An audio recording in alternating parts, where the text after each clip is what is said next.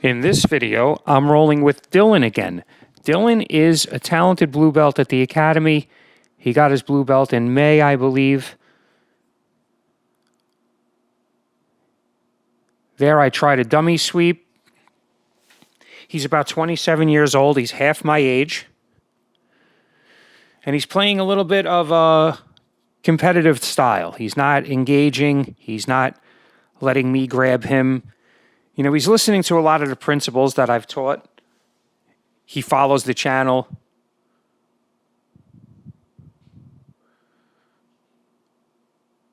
So there's a lot going on here. I have double wrist control. I tried my tripod sweep. He stepped over it.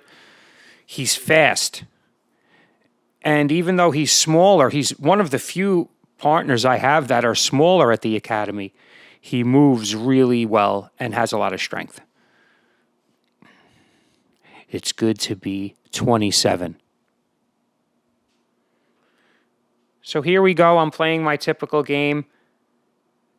That's a great example of a butterfly sweep overcoming the post, right? You can post, but if I get you past the center, if I get your center of gravity past your post, you're still going to tip over. And that's exactly what happened there. So here he's playing an open guard. He plays a lot like me. I call him mini-me because I've seen this before. I've seen him playing with someone else, and I was thinking, wow, that looks a lot like my game. And it turns out it is. He has his foot on my hip. He's playing on his side. He's trying to break down my posture. I mean, he's doing a lot of things right. You know, he's much more of a challenge than he was when he was a white belt. I'll include those roles in the description because I hope everyone sees the channel the way I do. It's not about me. It's about jiu-jitsu, and it's about the different people that are on it, like purple belt Jonathan, who got his brown belt just now, and a lot of the other players, Lawrence, Yusuf, Hussein. I want you to come to know their jiu-jitsu and see it grow as well as mine. So here he's playing butterfly guard. Again, now he's, you know, obviously he's more of a challenge for me, but there's still things he's not doing right that I'm exploiting due to a significant experience gap. So here I'm just playing around with threat of footlocks. If I really want to footlock somebody, I'm going to bring my legs into an ashigarami. My wife doesn't like the way, my Japanese wife doesn't like the way we all pronounce Japanese words. She thinks John Danaher is really funny. You know, he's trying to be authentic, but he's still not pronouncing it the way they would in Japan.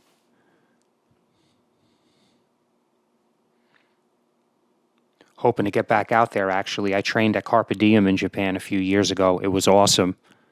I want to train with Imanari this time.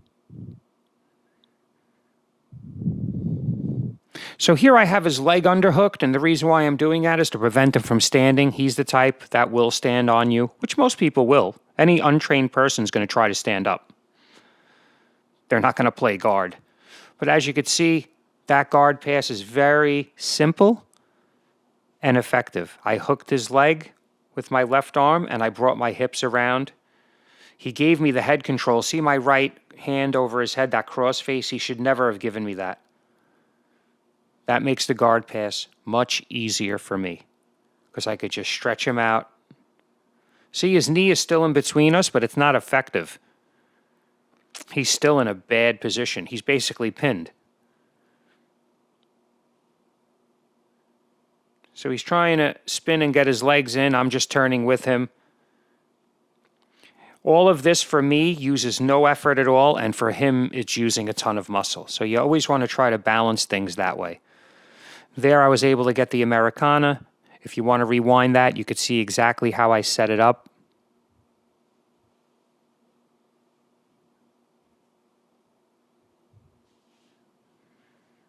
That's my first Jits over 50 rash guard that I'm wearing there. And I have another one coming out next week. It's super cool. I think you guys are going to like it. I'll let it speak for itself.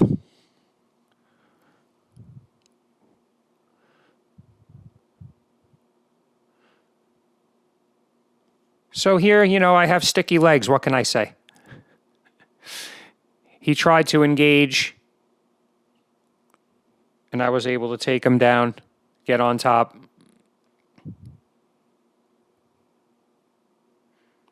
I'm looking to pass slowly and incrementally. Someone made a comment on my last video, oh, you're boring. I understand what they mean. It's not like watching the B team, guys rolling, professionals. And I could see why some people may think it's boring. But if you look deeper into it, I think great jiu-jitsu can be boring because it's shutting down what someone else is going to do before they do it and doing moves in a slow incremental manner because you have confidence in your technique. I could stand up, throw his legs to the side, and pass in 2 seconds. But what's that going to do for either one of us? Here I'm pinning his leg and falling back for the ankle lock, which went on surprisingly tight. So when somebody watches my videos, you have to realize I'm working on, if you're somebody who watches them, I'm working on my foot lock entries, my ashigaramis, I'm working on my pinning pressure pass where I just pin the leg and slowly pass. I was doing that with Greg in the last video. And Greg's a black belt who outweighs me by 100 pounds. But I know if done properly and I know how to distribute my weight, it can work. He was able to pick me up and take me off my base and things of that nature. And it forced me to do other things. But it was a great practice in balancing while trying to pin somebody's leg. So here I got another good sweep. See, I'm biting on the foot like that, and he tapped. Now, you never know how early someone's going to tap, but you have to respect it. To me, getting that ankle lock super deep, getting that elbow in, grip in very tight with the hand across the chest and pulling, I still don't realize how powerful that is because I'm in the levels of refinement right now. But I definitely don't want to hurt my training partner. So there I was able to control his arm and sweep him over by kicking his right shoulder over because I knew he had what's called a dead angle behind him, and that made it easy to kick him over. So here again, passing very incrementally. I'm trying to knee cut by, which I did. That used to be like my main pass. But I would do it like an explosion. Now I try to do it in centimeters. So here I'm holding him in north-south. This is my favorite control position. I don't like to see how I have my hand around his waist? It's going to be very hard for him to get out from there. And there I just wrist locked him. Oh, that's the other thing I've been working on. So wrist lock, leg entries, and that staple pass. Those are so you should always have things that you're working on at the moment. I always joke around. I go up to guys at the gym. I go, what are you working on? And they don't know. This has to be in the front of your mind. Otherwise, you'll just get better by osmosis eventually, but it'll take at least twice as long, maybe 3 times as long, in my opinion, to acquire skill when you're just sleepwalking through it. Yeah, if you just show up at class, you're sharpening the blade, but if you really think about it, you sharpen it a lot quicker.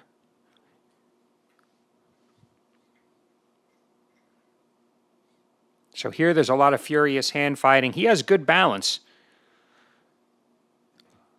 to stay in that low position, but I was still able to topple him and pick up his foot. Now I'm threatening a foot lock while engaging with the guard pass.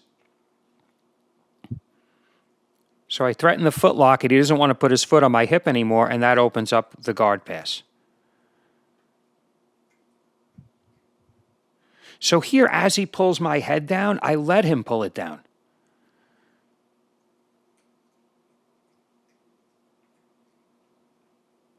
Again, looking for that slow incremental staple pass.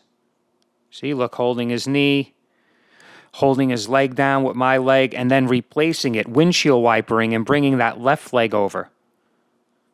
So now I have my right and left leg on him. But what happened was he pushed me off, and when he pushed me off, I went right to the ankle lock on the other side. So this is what I love about jiu-jitsu. You don't want to force anything. If somebody throws up a wall, just make a left turn. There's always another way.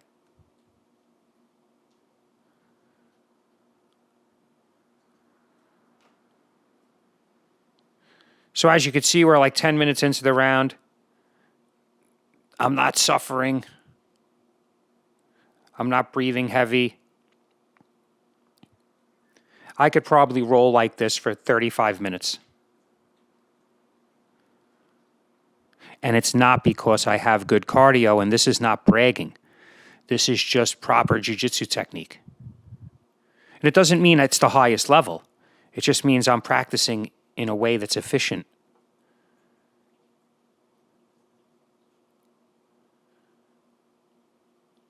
So that was quick. I don't know. I missed that. I might. Was that a footlock?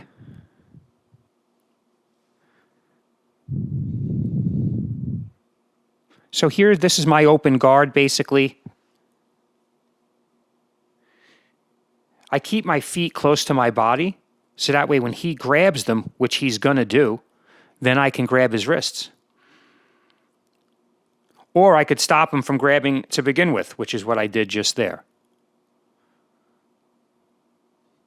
So I'm going to include his other roles in the description. He also has roles as a new white belt, just so you could see his progress. Again, the channel's not all about me. It's about everyone that's on it and their journeys, their personal journey. So there I got a butterfly sweep, right to the knee cut, incremental, not exploding, slowing myself down. Even mentally, I feel like, am I moving too fast? Am I rushing this? Because of the technique, because I have poor technique, or can I do it slowly with proper technique? So here I'm just doing a little knee on belly there to pin him down. He's so squirmy, but not hurting him. Then I'm going across to the other side and keeping my feet together as I do it so he can't hook and get a half guard. Here, I don't care if he grabs quarter guard there. I feel like that's a false positive. There's so much I could do from here. To me, it's still mount. As you can see, I slid my leg up his back.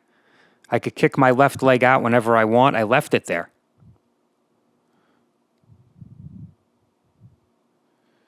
And now I'm setting up the arm bar, but I'm going either to the arm bar or the back take, and I kind of do a little bit of both.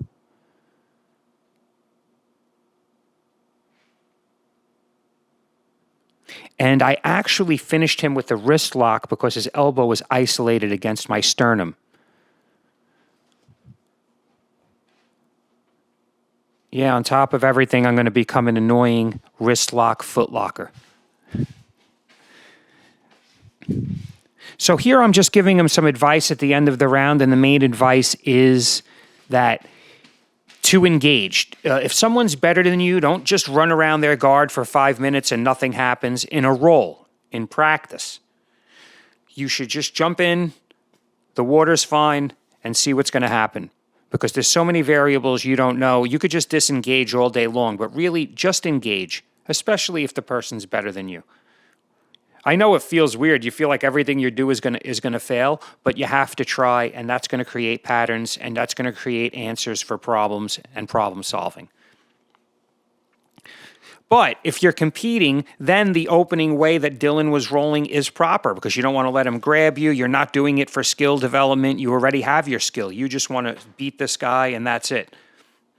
So I understand that as well. So there's two levels, and that's what I'm explaining. There's your practice, the way you're going to practice, and the way you're going to fight. It's different. It's like sharpening a sword on a stone or clashing it against someone else's sword. But thank you for watching. Please like and subscribe. I have a new rash guard coming out. Check the X Marshall link. I'm not sure what day it'll be out. Use code JITS50 to get 20% off. Thank you for watching. Please like, share, and if you haven't already, subscribe.